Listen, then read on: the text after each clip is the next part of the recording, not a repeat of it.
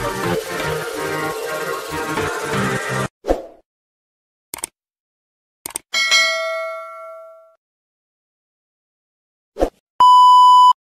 Fatimah dah siap masak istimewa untuk mak dan adik-adiknya.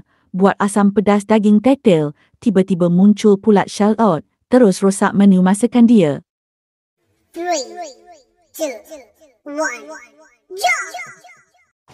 Mother, what are you cooking? What are you cooking, Mama?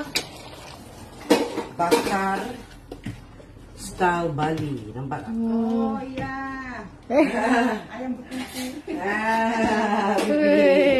Baru bibi tahu ya. Lagi fikir apa ini masakan saya kan? Oh, suka bibi. Bibi. Saya tengok ininya lah. This one, Mama.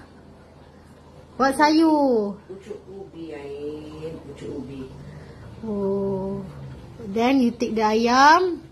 And I put the ayam here. Like this, you know. Inilah I nak masukkan pucuk ubi ni ke dalam buntut ayam ni.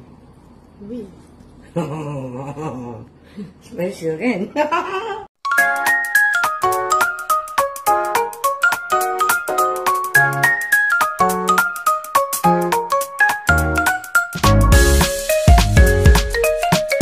Assalamualaikum. Wih, banyaknya makanan. Hai abang. Ini asam pedas daging tetel. Wow, lagi dia. Emma tadi mak pergi office. Sampai rumah dah pukul 7. Lepas maghrib kita akan masak ni untuk mak lah. Demi cintaku padamu.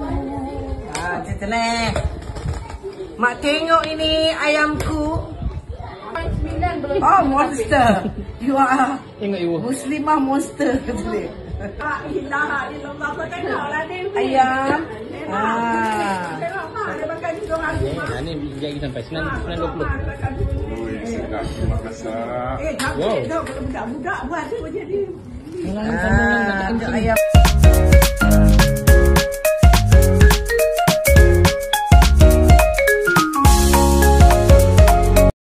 Thank you for watching.